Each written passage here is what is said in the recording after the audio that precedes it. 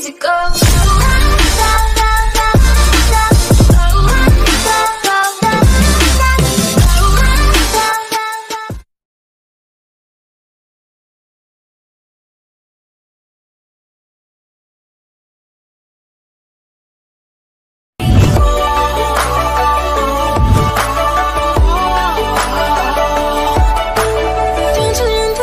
Drops chasing the wind, sweat crashing in waves of gold. I'm just begun. I'm just begun. Breaking in the wings of butterflies, a million lives unfold. But you and I are not done, 'cause you and I are one. And never really.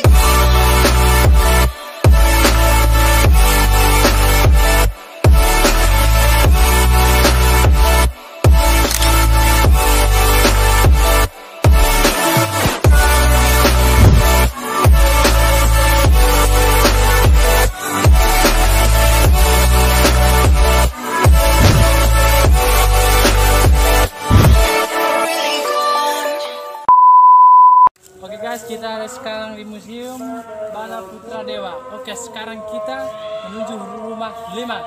Come on.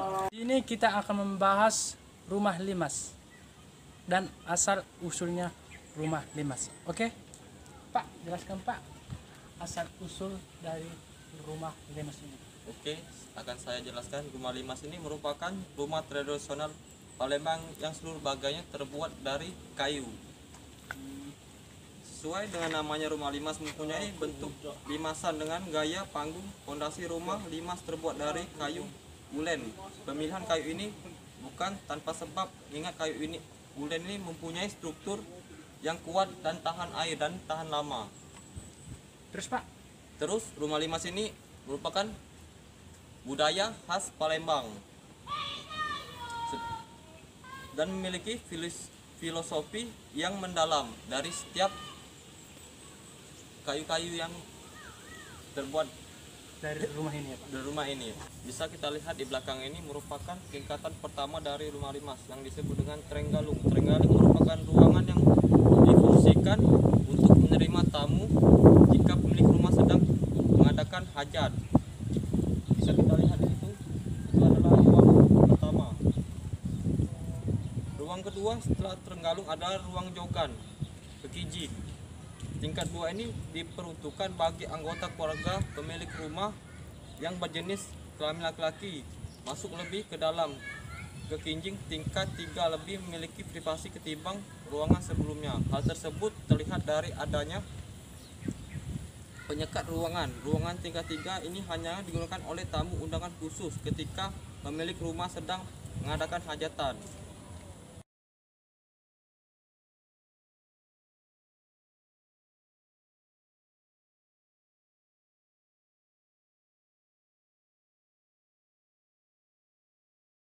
Your song is on repeat, and I'm dancing on to your heartbeat. And when you're gone, I feel incomplete. So if you want the truth, I just wanna be part of your symphony. We hold me tight and not let go. Symphony, like a love song on the radio. We hold me tight and not let go.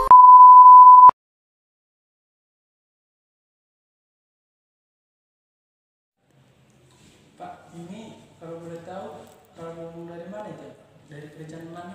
Coba Ini Pak jelaskan. merupakan kalung dari masa prasejarah. Yang pertama adalah kalung manik-manik kaca. Manik-manik kaca ini ditemukan di situs Agung Musi Banyuasin, diperkirakan berasal dari abad 4 sampai 5 Masehi.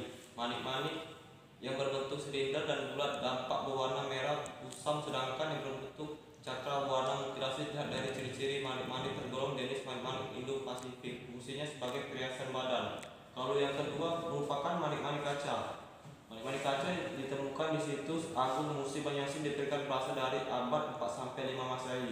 Manik-manik ini berbentuk bundar, tong bulat, berwarna biru tua. Bisa kita lihat di sini.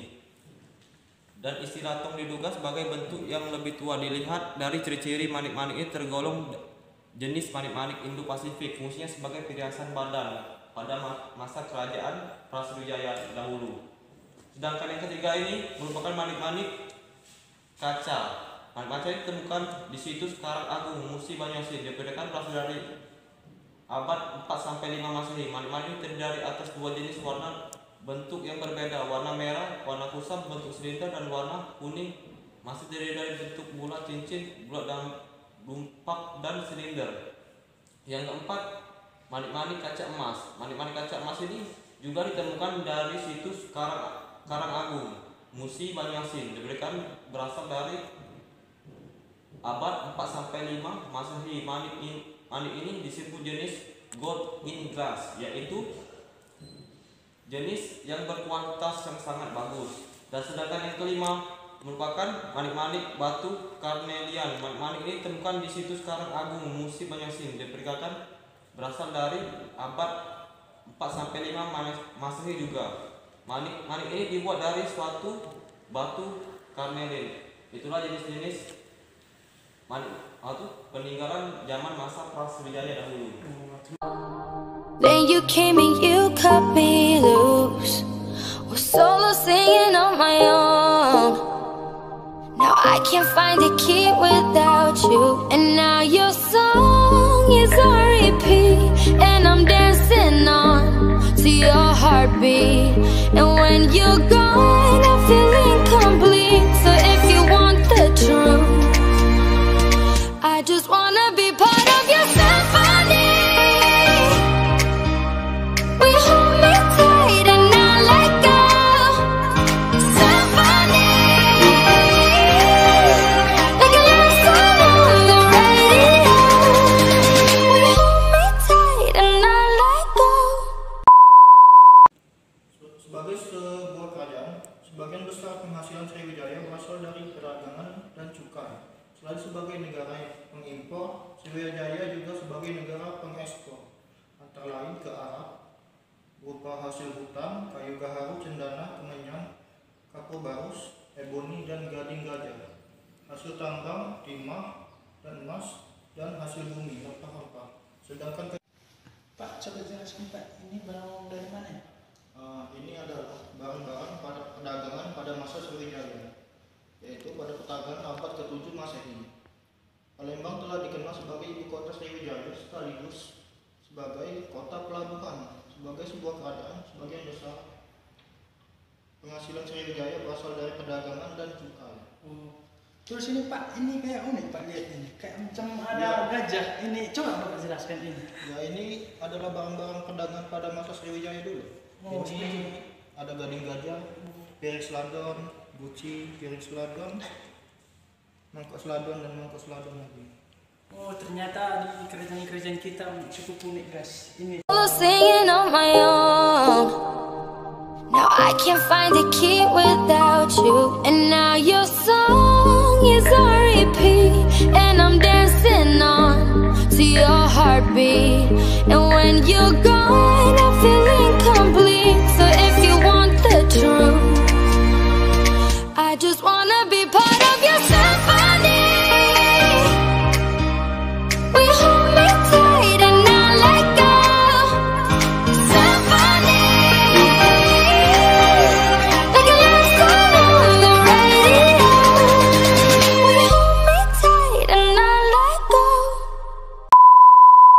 Oke guys, kita langsung beralih ke budaya Palembang, yaitu kain songket. Nah, oke, inilah dia kain sarung songket.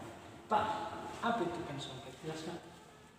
Kalau kain sarung songket ini ada macam-macam, ada 5 ini contohnya. Yang pertama ini kain sarung songket Tanjung Rupang. Kain sarung ini merupakan perpaduan antara songket dengan kain tanjung.